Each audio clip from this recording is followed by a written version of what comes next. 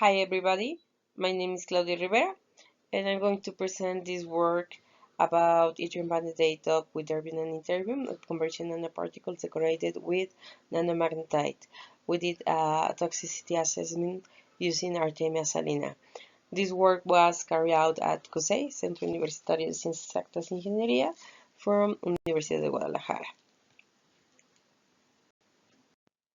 Well, in previous presentations, I have shared studies about this crystalline structure, yttrium vanadate with erbium and ytterbium. As you can see in this picture, this material can emit light, green light especially, and these kind of materials are known as phosphor, but especially this is not a common phosphor because, for example, um, most of the phosphors are excited with ultraviolet light, so you can emit, for example, green light from erbium. Yes, but in this phosphor, you can use infrared light, so you can excite it with two photons, and you approach the same energy levels, and also you can emit green light from erbium.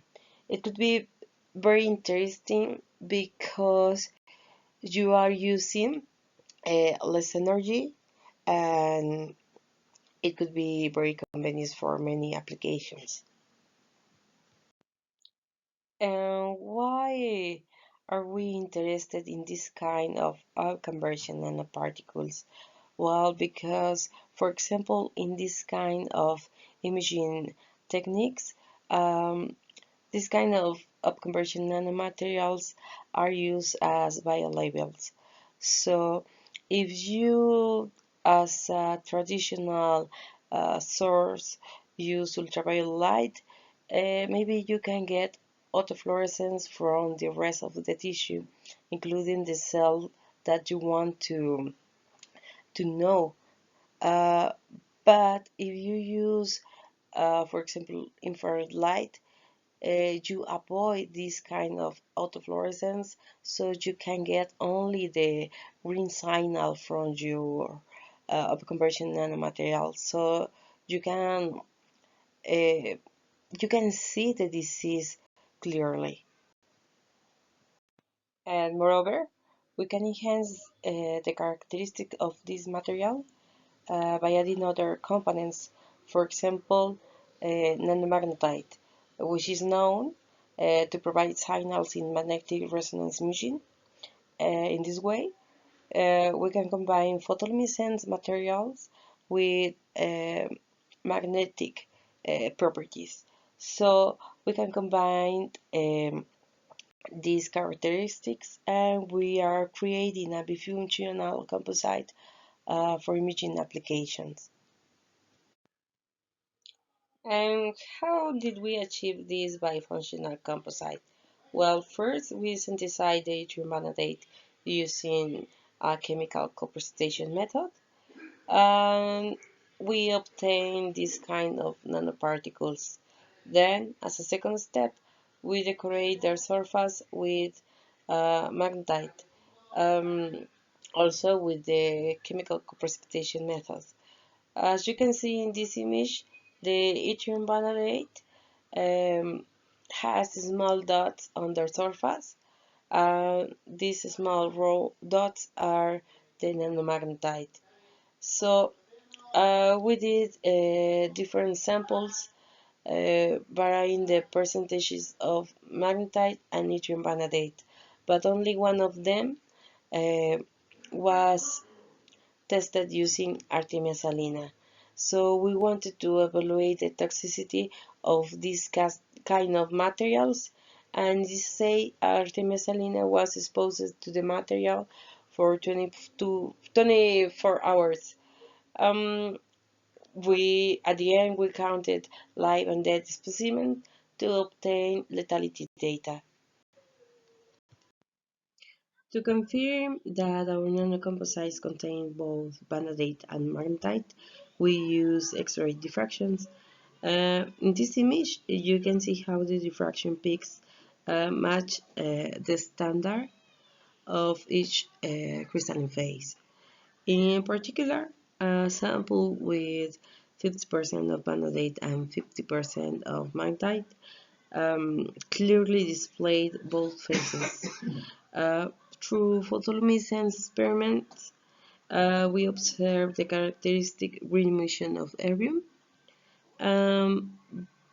The intensity decreased as we increase the magnetite. Only with 5% of magnetite, the emission intensity dropped by nearly 50%. On the other hand, the hysteresis curves reveal that the material has a superparamagnetic behavior, and this behavior improves as we add more magnetite. And finally, in the last image, we can see the light emission captured from the phosphor using a simple smartphone.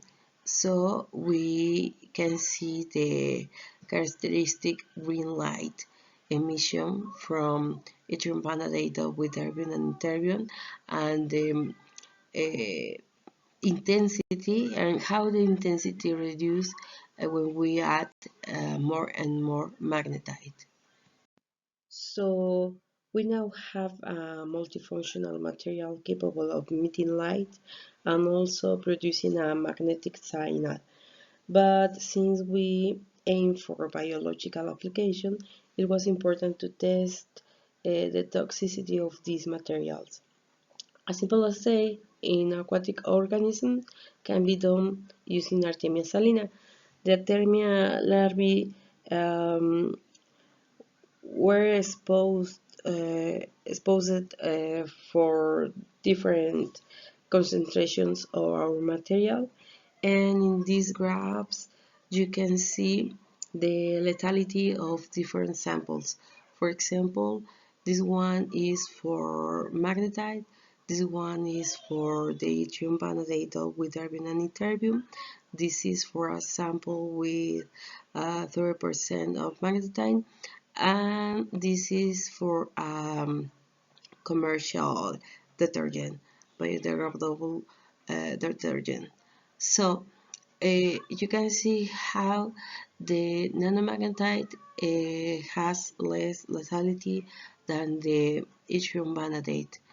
But if you put a small dot on the surface of the yttrium vanadate as the sample here, you decorate the surface with magnetite, so you can reduce the lethality.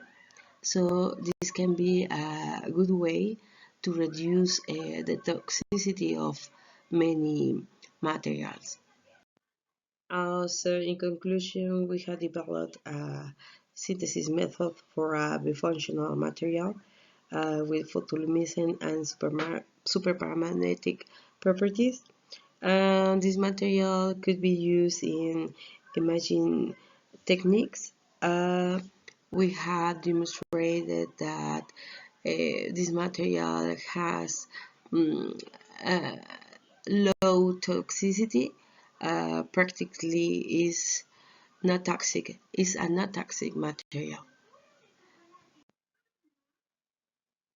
So finally, I want to thank Dra. Verónica Rodríguez Betancourt for her support.